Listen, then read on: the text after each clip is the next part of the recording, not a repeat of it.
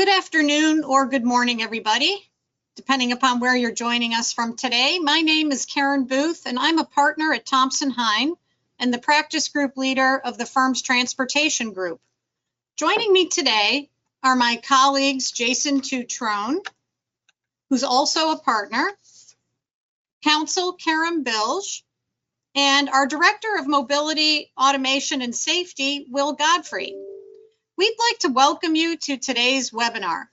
This is the 9th in a series of webinars examining what the shift in presidential power could mean for the country. Today, we will examine how the Trump administration's policy changes may impact freight transportation, regulation and services, the auto industry, and also discuss how to navigate potential supply chain disruptions. Before we begin, I have a few housekeeping items. First, today's program is being recorded, and we will send you a link within the next couple days so you can access the recording and the slides. This presentation is intended for general information of individuals and organizations on matters of current interest. The thoughts and opinions expressed today are those of the individual panel members only, and do not necessarily reflect the opinions of the panel members' clients, employers, affiliates, or Thompson Hine. The content should not be taken as advice, as the views expressed here are for informational purposes only. Number 3, if you have any questions during the webinar, feel free to use the questions box located at the control panel on the right side of your screen. We will answer as many of the questions as we can at the end of the webinar. Additionally, CLE credit is available for today's webinar, but it's pending. Please be sure to complete the verification of attendance survey. The link to the survey is posted in the chat, and we will also paste the link in the chat at the end of the program. I will announce the attendance tracking code at the end of the program. In the handout panel, you can also download a copy of the PowerPoint slides and the bios of today's speakers. Again, thank you for your interest, and if you have any questions as we go along, again, please use the questions box. With that, we'd like to go ahead and get started with today's program. We have a lot to cover. I'm sure all of you also are experiencing all of the many changes of the Trump administration. But again, we'd like to focus first on a higher level look at the Trump administration's America First agenda, and then get into the impacts first on freight transportation. Myself and Jason Tutrone will cover that, including the impacts and updates on ocean transportation and rail and trucking. And then I'll turn it over to Will and Karen, who are going to talk further about impacts on the auto industry and NHTSA updates, as well as get into some of the tariff issues and those impacts on supply chains. So with that, let's just start at a higher level. As we know, President Trump has an America First agenda, and that's being spread across all of the different agencies here in Washington, including transportation. And one of the biggest changes we're seeing from the prior administration is a very significant focus on deregulation. You may recall when President Trump had his first administration, he had a policy for any new regulation that was adopted, 2 regulations needed to be repealed. Well, now in his second term, he's saying it's a 10-to-1 ratio. For every new regulation that an agency adopts, the intent is to try and repeal 10. That is obviously a dramatic shift with a focus on deregulation. Now, how that actually will get enforced is a little bit unclear, but I think it is clear that each of the regulatory agencies affecting transportation are also subject to this approach. I'm going to talk a minute about a couple of specific infrastructure issues, but I think it's also very clear that this administration has a heavy focus on the nation's infrastructure, but also global infrastructure and how that affects imports and exports and transportation generally, from both a commercial efficiency perspective, but no question also a national security approach. DOGE, waste, fraud, and abuse. We're all hearing a lot about that across different sectors. Well, the transportation sector will also be subject to those issues. Every federal agency, including DOT and its modal agencies and NHTSA, are all required to do a review of their staffing, a review of their contracts, a review of their projects in order to try and address any waste, fraud, and abuse. I do know that DOT has already focused on high-speed rail projects in California. That's just one example, but expect to see a lot more of that as we go along. But I think what's really got everybody's attention is certainly the use by the Trump administration of trade tools. We're going to talk more specifically about U.S. shipbuilding and the USTR efforts under Section 301. Also using trade as a tool to, of course, bring back manufacturing, nearshoring to the United States and jobs and economic growth. And again, focusing on national security. Okay, so just really quickly on a couple infrastructure points. We know that the Trump administration is interested in reclaiming the Panama Canal. This, of course, I think the Secretary of Defense is visiting Panama today, which certainly, again, is a different focus when having the military focus on our transportation infrastructure. This canal is critical. I think 40% of U.S. container traffic moves through this canal. And this administration has expressed its concerns, frankly, with the dominance of China and its control of this critical infrastructure, particularly as it relates to the various ports as you move through this canal. There has been a focus on, I think it was C.K. Hutchison coming in and selling some of this port infrastructure to BlackRock in a $23 billion deal to try to get the United States to reclaim at least a portion of that interest. But all of that is still in the works as we speak. But I do think it's important to emphasize just how this global infrastructure is going to be a focus of this administration right out of the gate, and I think going forward. In a similar vein around infrastructure, the Suez Canal and the Red Sea has become a focus of the Trump administration, with President Trump basically starting military strikes to some extent to try and address the attacks that have happened on vessels moving through this canal. Again, this map shows you how important this is. And since November of 23, there were over 190 attacks on various vessels carrying, of course, goods around the world, but also to and from the United States. The U.S. Federal Maritime Commission held hearings last year around this infrastructure and the importance of it. Just given the safety risks, the longer transit times that were impacting supply chains of U.S. importers and exporters, but also the costs. We saw the ocean carriers, given the challenges they were facing, put in play various surcharges that created a lot of concern. And I think it's important to keep an eye on this as the Trump administration tries to basically bring safety and efficiency to this channel, but we don't know what the reaction of others, of course, will be. So this is just kind of stay tuned and keep an eye on your supply chain as it moves through this critical infrastructure. Okay, turning now to the USTR proposals, and this has gotten a lot of attention since this was announced back in March of 24, where the U.S. Trade Representative proposed certain actions that responded to an investigation that actually began under the Biden administration. There's not a lot of clarity around that, but this was not something that the Trump administration initiated. Rather, again, March of 24, this investigation started in response to a petition by 5 labor unions alleging that China had a dominant position. Basically, we're using unfair trade practices to get that dominant position around shipbuilding. And there's no question China is the leader in shipbuilding and that the United States has fallen off quite substantially in this area, and that they threaten to discriminate against the U.S. shipbuilding industry and against U.S. shipbuilding companies.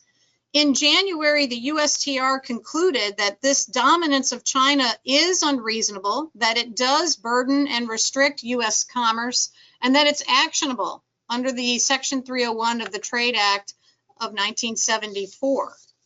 Now, what's garnered a lot of attention is what the USTR has proposed, quite dramatic fees across the board here. I'm just going to walk through these, and that is first, service fees on Chinese vessel operators of up to $1 million per vessel entry at a U.S. port. There's also a different tonnage fee that could be applied. Additionally, even if you're not a Chinese operator, but any other global operator, if they are operating a Chinese vessel, a port call in the United States could garner up to $1.5 million fee per entry per port. And then thirdly, there's a service fee just on those operators who have prospective orders of future ships that would be built by China. And these fees would be cumulative, so they could add up rather quickly and frankly have very serious impacts, which we're going to talk about in a minute. Additionally, the USTR had proposed to have all exports of the United States move on U.S. flag and U.S. built vessels of an incremental amount that would increase over a 7-year period. And there would be action against use of Chinese technology at different ports out of concern, again, of potential espionage that could be garnered on data through the use of that technology. So very recently, just over the past couple weeks, there were public hearings held on March 24th and 26th. They were extremely well attended by almost every industry you could think of that imports and exports to or from the United States, as well as written comments and rebuttal comments that were filed. Now, what we're seeing relative to these actions is that most industries in the United States, whether you're bulk, whether you're container shipping, have come out in support of the objectives. Certainly nobody supports the unfair trade practices of China, but there are significant concerns with potential unintended consequences and impacts of those actions that the USTR has proposed. And those include potential capacity restrictions. If, for example, and I think this was spoken by one of the largest container shipping lines in the world, have come out and indicated that if these fees were imposed on them, they would probably reduce the number of ports of call in the United States that they make. So let's say they come in with a vessel at LA Long Beach, they may skip Oakland. So it's really the smaller and mid-sized ports that could get, I think, shortchanged here, which then could lead to not only consolidation of the ports of call, but congestion. If you start funneling all of the container traffic and bulk traffic through far fewer ports, there's a high risk of congestion. Then what's the downstream impacts of that on rail and trucking and warehousing? Lots of potential disruption on the intermodal connectivity from these fees, which of course raises concerns of supply chain disruption and higher costs. Lots of feelings that these fees would simply get passed through to the importers and exporters and then downstream further to the American consumers. So here on this slide, when there are alternatives, these are not alternatives proposed by USTR. We need to make that extremely clear. These are alternatives that the stakeholders have proposed in their comments to USTR at the hearings and in their comments about ways to maybe not be so draconian right out of the gate, maybe shift not to a port of call fee, but a sailing fee. Some folks have asked for phasing in these fees over time to limit these impacts, or considering different tiers based on the type of vessel, based on the type of cargo. If you think about the spread of these costs across container traffic, there's lots more companies who could potentially be spread those fees, whereas if you're a bulk commodity shipper and you charter a ship, you could be the only one that would have to handle all those fees were they to be passed down. So this is very much in a state of flux. And of course, on the right side of this slide, This whole process is at risk of being trumped, no pun intended, by an executive order that this administration has also already drafted on how to redevelop the U.S. shipbuilding industry. And that would essentially, in this draft, which we have a copy of, shows that the USTR proposals would be folded into this executive order, but there's lots of other proposals included in here as well. The creation of opportunity zones to encourage investment, to bring U.S. shipbuilding back to better compete with China, other investment opportunities and dedicated funding sources. And this last one's important to mention, the harbor maintenance tax. Those of you who import are currently paying the harbor maintenance tax and ad valorem tax on the value of your goods. This draft executive order would seek to close loopholes that currently exist when importers funnel cargo through Canada or Mexico. And this would essentially require that harbor maintenance tax to be applied on those goods as well. So what to do? First and foremost, stay informed. This is a very dynamic situation with proposals and moving parts on different agencies, and of course the executive branch through executive orders putting out different information. But regardless, you've got to take these proposals very seriously. You've got to take a look at your supply chain and evaluate these potential consequences of these actions, again, around higher costs, potential capacity restrictions, congestion, and disruption, and take a look at potential ways to mitigate those issues. Now, we aren't going to have a lot of time here given all the topics to cover, but obviously sourcing of your goods, who you're working with, who your suppliers are, where they're located, that's separate from even additional tariffs that, of course, are garnering a lot of attention around reciprocity issues. But also your buy-sell relationships, your Incoterms, who's responsible for arranging transportation, who's bearing certain risks around and certain costs related to the import and export of goods into the United States. All that needs to be looked at and evaluated, as well as your contracts with your carriers and your own downstream customers. Would force majeure come into play? Material adverse change clauses? Are there termination rights?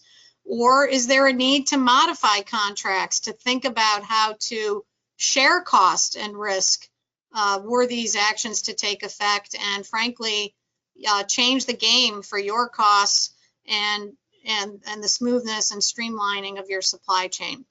There also are potential regulatory remedies, for congestion and other issues that relate to that, and that would be the Federal Maritime Commission that has jurisdiction over at least the container and break bulk shipping. And this slide shows you we have a new commissioner with a new administration. There's always new leadership.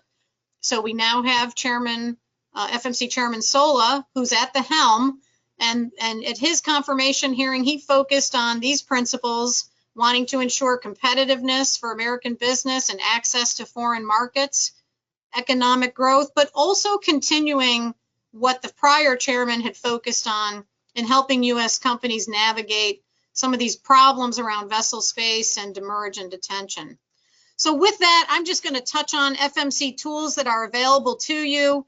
The Ocean Shipping Reform Act of 22 came out of the pandemic and provided some very targeted relief for importers and exporters related to demurrage and detention. That was an extremely big problem during the pandemic based on congestion that happened at the ports. There's a new rule that requires transparency of those for invoices for these types of charges, and different unreasonable practice rules that have been adopted by the FMC. That is on appeal, but I don't think we're going to see dramatic changes in the basic principles around the protections that importers and exporters received. There also are simplified charge complaint processes that the FMC put in place. We can help guide companies through that if you're having these issues, but the nice thing about that is it's a very expedited process for addressing these issues. But the key point is these charges have to follow an incentive principle. It is not proper to be charged if the reason for the demurrage and detention is the carrier's operation or congestion at the terminal, it needs to be in the importer or exporter's control for inefficiency that would support the application of these charges. There are other tools the FMC has around unreasonable practices. I think those are kind of widely available and very fact specific. We can help walk you through those. And the other issues of change that are definitely happening is the structure of the ocean carrier alliances and their antitrust immunity they have, in which they operate under. They have very large market share. And one of the emerging issues that we see is an increased use of blank sailings by the members of these alliances, which is to reduce capacity and in many cases drive up shipping rates. So with that, these are issues where the FMC can help in those areas, and we understand how those tools work and are here to assist as well. And what I'd like to do is just briefly mention an investigation the FMC has opened up. Kind of relates back to infrastructure, where I started, around various shipping choke points. This just came out 2 weeks ago, where the FMC is looking for feedback from the industry around, again, choke points in these various infrastructure issues listed here, the Suez Canal, Panama Canal, etc. And basically, they want to hear from you about any unfavorable shipping conditions that you may be experiencing, and those comments would be due by May 13th. So I know that's a lot to cover, but I want to turn this over now to Jason Tutrone, who's going to talk to you about impacts of Trump policies on rail and trucking. Thanks, Karen. I'll be talking about rail and truck, as Karen mentioned, but my practice is broader than that. I help shippers across all transportation modes. It includes helping with contracting for again, any type of freight transportation issue or freight transportation service, as well as logistics services like warehousing, advising shippers on some regulatory remedies that they may have, or regulatory solutions to issues that they're facing involving rates or service, and then also advising on compliance with transportation regulations, and that could be truck safety regulations, rail safety, hazmat. There's, of course, a wide variety of transportation safety rules. We'll start with talking about the Surface Transportation Board, which is the regulator that oversees rates and services of rail carriers. We have a new chairman at the board. It's Patrick Fuchs. Patrick has been a member of the board since 2019. Before that, he served over in the Senate as a staffer on the Senate, I believe, Commerce Committee. And so he's got a background that extends beyond just his board service, looking at rail transportation and other transportation issues more broadly. Patrick has mentioned since he's been appointed that he's seeking transparency, accountability, and collaboration. When he talks about transparency, he's talking about, and he's indicated that he wants to make sure that shippers, that carriers understand where board proceedings are. There have been proceedings that have been before the board for extended periods, and I think both shippers and carriers have been concerned about how long it takes for the board to process certain types of matters. And so he wants to promote transparency there as far as what the board is doing, and also be more accountable, or make sure that people within the board are more accountable, so that we don't have proceedings taking, many years. I mean, in one recent proceeding, we had a decision that was issued after the case was briefed about 10 years ago. So it's important to just understand that the board is looking more toward moving things quickly. He's also indicated that he wants to focus more on pushing out decisions on licensing proceedings, which sometimes takes a lot of time, but it can hold up infrastructure projects and whatnot. Additionally, Patrick has acknowledged that there's going to be a shift now from regulation to adjudication. We'll talk a little bit more about what that means. The board traditionally is more of an adjudicatory agency. So when you have an issue involving a rate or a service, you're typically going to the board, bringing some sort of case for decision by the board members. However, in recent years, we've seen is a push to change certain rules around procedures, around board policies, and that has always gone through the rulemaking process.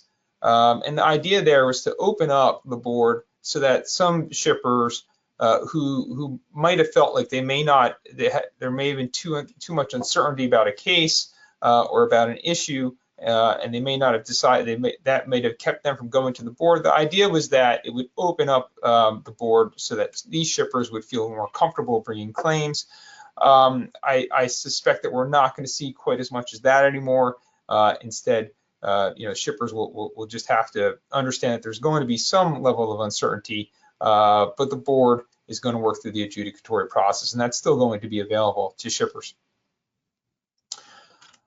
So the outlook for the STB. I think first it's important to think about the STB's makeup. Right now we have a 2-2 split when it comes to the members. It's supposed to be a 5-member board. We only have 4 members because the former chairman, he retired last year and that position has not been filled. We have 2 Republicans, including Chairman Fuchs, and 2 Democrat members. Now you might think that would mean that there's always going to be a 2-2 split on a lot of decisions. In fact, they don't always vote as blocks. We actually had a recent decision where it was 2-1, where the 2 Republican members split on certain matters. So the board is still going to, and I would expect that the board will still issue decisions in its proceedings. However, it can lead to some issues where maybe there is a policy difference that does split along party lines, and that might have to wait until we have the final vacancy filled. As far as proceedings before the board, we'll talk about some things that have been going on and where they might lead to. The first is access to rate review. The board had concluded about a year and a half ago a regulatory proceeding to try to increase or to make rate cases more accessible for and this is for smaller cases. And the issue that had become apparent is that when it comes to bringing a rate case and challenging a railroad's rates as being unreasonable, the process before the board for many shippers seemed too burdensome. And so this was about how do we streamline this so that these smaller types of claims still make sense and people can get reasonable rates where they think that their rates are not reasonable. The board came up with certain rules and those rules were vacated on appeal. We expect that, or I expect at least, that Chairman Fuchs is going to still try to pursue something here, even though he's indicated that regulation is not going to be the focus of the board. But it seems like he understands that there's a lack of accessibility when it comes to rate issues, and he wants to address that lack of accessibility. I expect to hear, and the board has stated that the chairman is going to propose a new action to the members for a vote this month. So we expect to hear something soon as far as what's going to happen next. We recently got a decision in another proceeding related to Union Pacific's empty repair move charges for tank cars. There, Union Pacific decided to assess this type of a charge back in, it's about over a decade ago, in around 2014 timeframe. Several shippers challenged it, saying that if UP is going to assess the charge, it has to provide reimbursement to the shipper related to the charge. The board issued a decision in January. It agreed that the railroad is supposed to do that, but it also indicated that Union Pacific at the time could have relied on prior decisions, which indicate that those types of charges are acceptable, and that there are other mechanisms. There are multiple different types of mechanisms that shippers could have relied on to seek reimbursement. However, the board indicated that going forward, the railroads, this would be UP, has to actually prove that it provides compensation for these types of charges. So even though the board decided not to award relief to the complaining shippers, it did indicate that going forward, railroads are going to have to prove that they provide this compensation. Otherwise, the board is likely to find that they owe damages to the shippers, to the car providers. Both the car providers and Union Pacific have appealed this decision.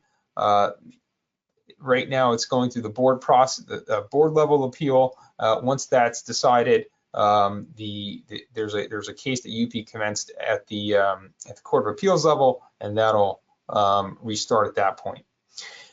Another issue that has been before the board, in which the board issued a rules last year, was reciprocal switching, which refers to a situation where a captive shipper facility is served by a single rail carrier. And what that rail carrier does under a reciprocal switch is it will actually interchange that traffic with a nearby competitor. So then that nearby competitor will take it along the rest of its route.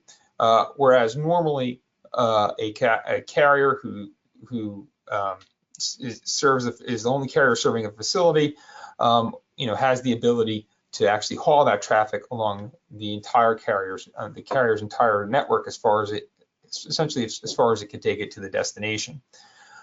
The idea behind reciprocal switching is it induces competition, and it might, in certain situations where maybe you have poor service, it allows the shipper to access another carrier and get around, in some situations, that poor service that might exist on the incumbent carrier's line. The board issued rules that identified certain thresholds at which point a shipper would likely have access to reciprocal switching to address inadequate service. That went on appeal. A hearing was argued before the Court of Appeals back in early January. So that's pending. According to Chairman Fuchs, it seems like the Court of Appeals, there's a high likelihood, or at least an elevated likelihood in his perspective, that the Court of Appeals might send that back to the board. So that's something to watch and see what happens there, and whether the board, if it does get overturned, whether the board will take that up and try to address whatever issues there were with the rule, and improve access to reciprocal switching for service issues. And then finally, I think it's important to just recognize that even though we're in an adjudicatory environment, there are certain areas where the board can still provide assistance to shippers. One area when it comes to rate cases is 3 benchmark cases. What you'll see if you were to take another look at 3 benchmark cases, that they're a lot more viable today than they were about a decade ago, when a lot of shippers decided to move away from looking at 3 benchmark. And that can help you, even if you don't decide to bring a rate case, that can help you when you're negotiating rates with carriers. You can do a 3 benchmark analysis, see where your rate levels might wind up there, and then take that to the carrier and say, and use that as leverage. Unreasonable rule and practice claims, those are still available. We've seen carriers increase requirements when shipping toxic inhalation hazards, and those requirements might require shippers to take on additional levels of liability, or to have certain high levels of insurance in place. Well, unreasonable rule and practice claims still exist to address those types of concerns. Carriers still have a common carrier obligations, which is an obligation to provide service upon reasonable request. So if you're running into issues with getting service, that's still available as well. And again, even though those reciprocal switching rules were overturned, reciprocal switching and terminal access cases can still be brought to the board. You're just going to have to go under more of a traditional approach to bringing those cases. Looking at rail safety, the FRA has David Fink nominated as the next administrator. David is a former president of Pan Am Railways. He's still waiting for Senate confirmation. Aside from that, haven't heard much coming out of the agency. We do know that the agency did take some measures in the last administration that railroads expressed some concern about, including having two-person crews. It'll be interesting to see whether or not this administration moves away from those types of rules, especially considering that this administration has shown that it wants to help business, but at the same time has also shown that it wants to help labor as well. So it's unclear how it would address those types of issues. Additionally, on the rail safety side, we saw the Pipeline and Hazardous Materials Safety Administration extend a deadline for compliance with the real-time train consist rule. That rule came out of the East Palestine rail derailment. And the thing just to keep in mind here is that rail carriers are going to have additional time to comply with that rule. I'm not sure if that signals that we're not going to see much from this administration as far as a push toward rail safety, at least related to transportation of hazardous materials. We do have the vice president, who's from Ohio, and the thought was that because of his Ohio connection and the East Palestine derailment, we might see some more of that. But then this might indicate that that's just not really where the administration's focus is today. On the trucking side, Derek Bars was nominated for FMCSA administrator. He was the former chief of the Florida Highway Patrol. What we can expect out of the FMCSA going forward is that we might see less waivers from the 2018 decision. Its 2018 decision, which essentially preempted meal and rest break rules from California and Washington. Those two states, what they decided to do is extend certain rules related to meals and break periods to drivers, and the FMCSA said that was preempted. The prior administration did at one point, or towards the end of the administration, started to grant some waivers to that. It seems like that's probably not going to happen under the current administration. Additionally, I did see a news report in the Washington Post yesterday related to the Federal Motor Carrier Safety Administration's enforcement efforts and the fact that enforcement of truck safety rules has gone down considerably since the new administration took office. So that might be an indicator of what's to come as far as truck safety oversight. And then a final point on the FMCSA is they've had this registration system upgrade that has been in effect or they've been trying to implement for a while. I would expect to see that will likely probably get implemented this time around. With that, we'll turn over to look at the auto industry. Thank you, Jason. And hello, everyone. I'm Will Godfrey, the Director of Mobility, Automation, and Safety within our practice group at Thompson Hine.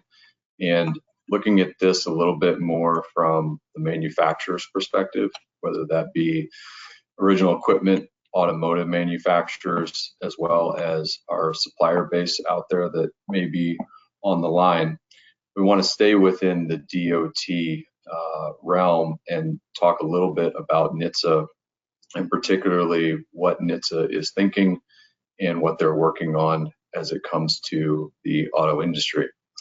So looking at the main pillars of the agency's operational and oversight objectives, I think we all know that DOJ is very active in certain departments across the government. What's not talked about so much is their activity within NHTSA, the agency within DOT. And based on our day-to-day operations with various clients on investigation matters and new technology features that are coming out or being proposed to come out, we do understand that DOJ is very active within NHTSA and is particularly focused on the efforts within the departments of rulemaking and research. Karen mentioned the 10-to-1 proposal and how that has been up significantly from Trump's first 2-for-1. And there's a great focus there, as you would imagine, on how we can reduce burdens on the automotive industry.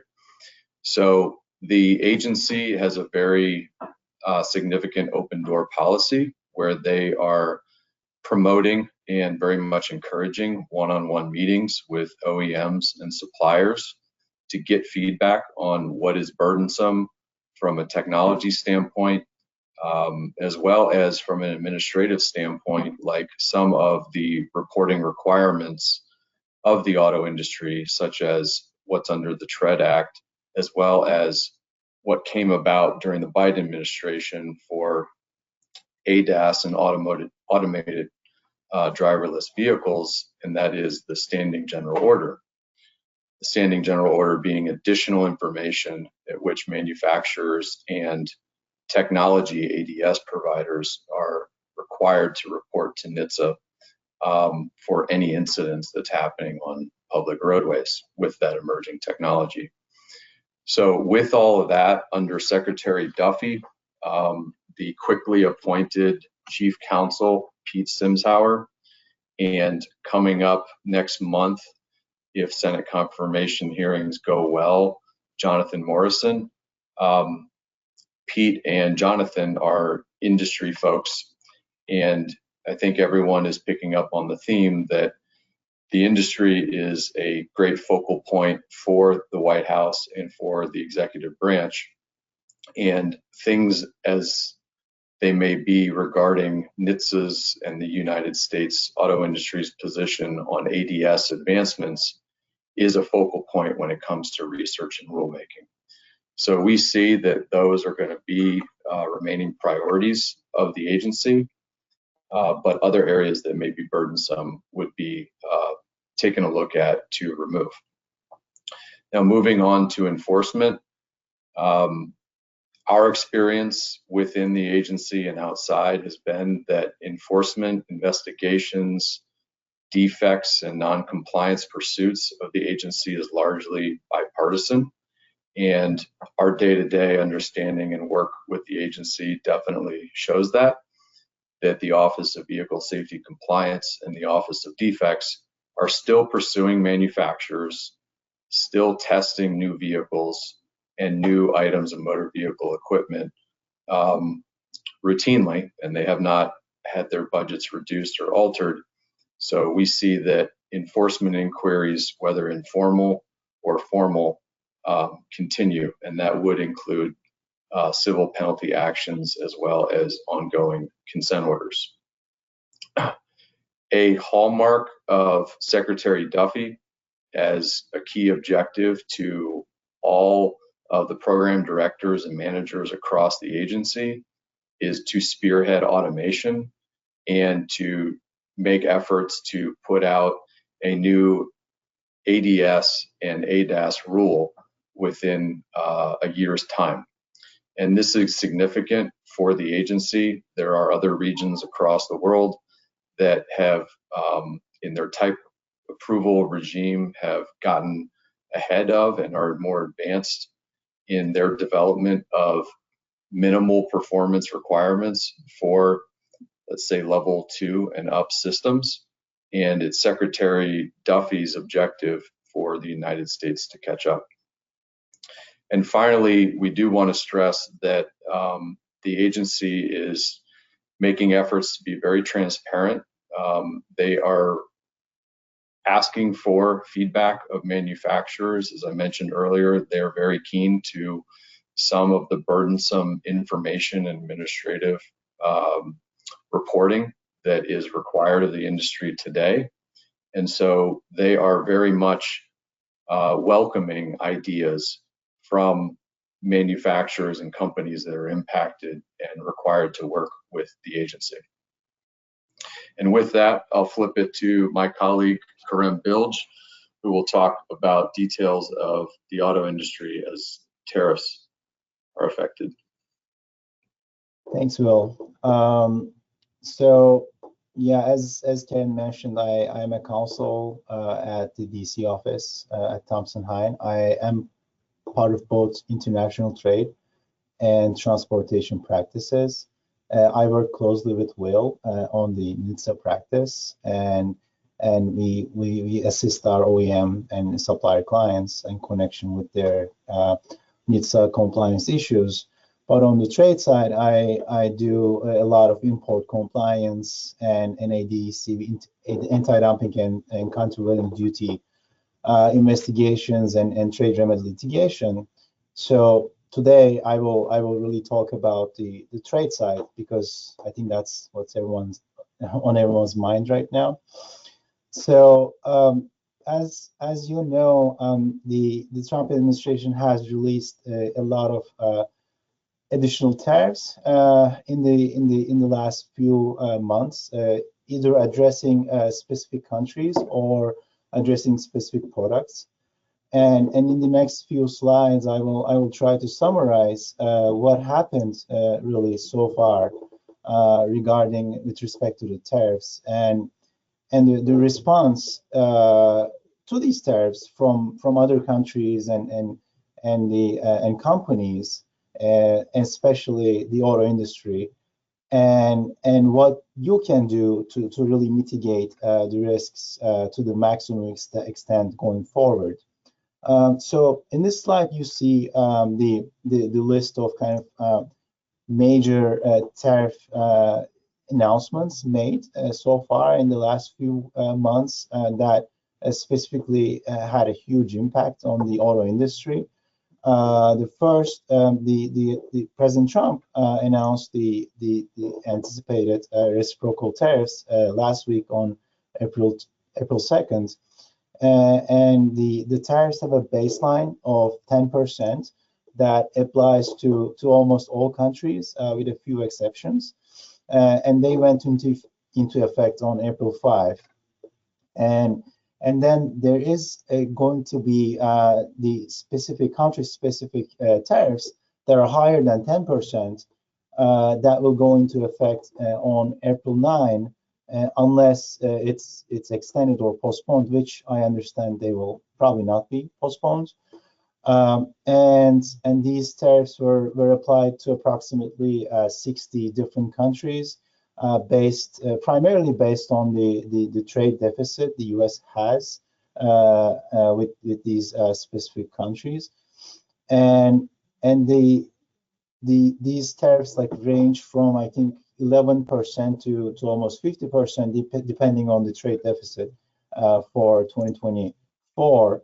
And the prime example of the tariffs is I think for example, China was hit with 34%, according to last week's announcement, and these tariffs will stack up on top of other tariffs that are already in place against different countries. For example, in the case of China, there is a 20% IEEPA tariffs that were applied back in February of this year.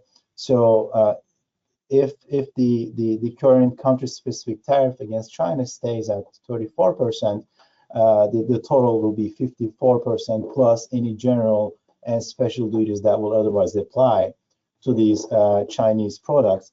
And by the way, I was just reading the news 2 minutes before this presentation started, and I understand that the Chinese tariffs will actually increase to 50% more. So the total will come at 104% starting tonight at midnight, unless anything changes.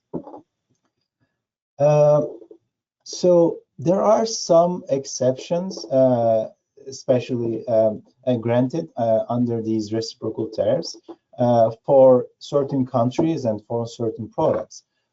First, Mexico and Canada were not captured by these reciprocal tariffs for now, and that's because the administration has already implemented a 25% IEEPA tariff against both Mexican and Canadian products back in March. These tariffs have an exception for products that qualify for USMCA preferential treatment. And so in short, if you have a product that is built in Mexico and coming into the United States under USMCA, then that product will not be subject to either the 25% IEEPA tariffs or the reciprocal tariffs that will go into effect on April 9. But it is important to note that the executive order for the reciprocal tariffs does state that if the IEEPA tariffs at some point get terminated or revoked, then the reciprocal tariffs of 12% against Canadian and Mexican products will kick in. So it will not go to zero. It will still be subject to 12% tariffs, even if the 25% IEEPA tariffs are terminated in the future. And then the last kind of product-specific exception from these reciprocal tariffs were made for products that are listed in the annex of the executive order, but essentially they are the products that are either subject to the current Section 232 national security tariffs, or there is an ongoing investigation addressing those products. So, for example, steel aluminum tariffs are exempt from the reciprocal tariffs. So, if you are importing steel from a country that is currently subject to the reciprocal tariffs, like Japan, for example, you would pay the Section 232 steel tariffs instead of the reciprocal tariffs that would otherwise apply. And the other exception is for the auto tariffs, which were also implemented recently. So in the next slide, I will talk about those specifically because obviously they had a significant impact on the auto industry. So I think it's important to clarify the scope of these tariffs here. The first, the 25% tariffs were already came into effect on April 3rd. That applies to passenger vehicles and light trucks. The executive order released by the administration has a list of the HTS codes that are captured by these additional tariffs, and the 25% additional tariffs on auto parts will become effective next month on May 3rd of this year. And these tariffs includes various like core parts like engines, engine parts, transmissions, and other electrical components. And it's important to note that the administration has did say in the executive order that they will create a process in which either the Department of Commerce or the domestic industry actors will be able to request the expansion of the auto parts tariffs to additional products in the event that they can show that there has been a significant increase in the import volumes of these auto parts that are currently not covered by the tariffs, and that it threatens the national security of the United States, consistent with the previous administration's findings during the auto investigation. So, as I mentioned, these tariffs are these products will be exempt from reciprocal tariffs because they are subject to the Section 232 auto tariffs right now, so there's a special discussion that needs to be had for Canada and Mexico because the auto tariffs have a kind of like an exemption, a partial exemption for products that are covered by the USMCA certifications. For example, if the imported vehicle that is captured by these tariffs qualifies for USMCA preferential treatment, meaning that it satisfies the rules of origin of the USMCA for passenger passenger vehicles or light trucks, then the 25% tariffs will apply only to the non-US content of the vehicle. And for auto parts, the administration said that they're working on creating a process where they can allocate the duty based upon the US non-US content of the USMCA traffic, and I believe that the administration is expected to create this like a whole system for importers to be able to submit documentation to the Department of Commerce and get approval so that the tariffs only apply to the non-US content of the products that are entering into the United States. So that pretty much covers this slide, I think. So obviously the tariffs have created mixed reactions by the targeted countries and importing companies. Some countries decided to retaliate. For example, China imposed its own 34% retaliatory tariffs, which in response, the US administration will increase the tariffs today, unless they withdraw these retaliatory tariffs, and also Canada and the EU are in the kind of retaliatory camp, but also they may be seeking a deal with the US administration. Especially the EU did announce yesterday that they're open to a deal, and others are really trying to cooperate and get a trade deal with the US administration to reduce these tariffs and to minimize the impact of these tariffs on their economies. I understand that as of yesterday, at least 7 countries have already reached out to the administration to negotiate a trade deal. There will be probably a priority for Japan and Vietnam, and that those may be the ones that will be probably first that is coming with trade deals. And companies are obviously significantly impacted by these tariffs. We understand from our clients that many suppliers have already reached out, trying to either renegotiate the price or trying to determine who's going to bear the burden of these additional tariffs. And the companies, some OEMs have decided already to increase their US production of certain models to kind of mitigate the impact of the tariffs, and others decided to stop the importation or production outside of the United States until they figure out the specific impact of these tariffs.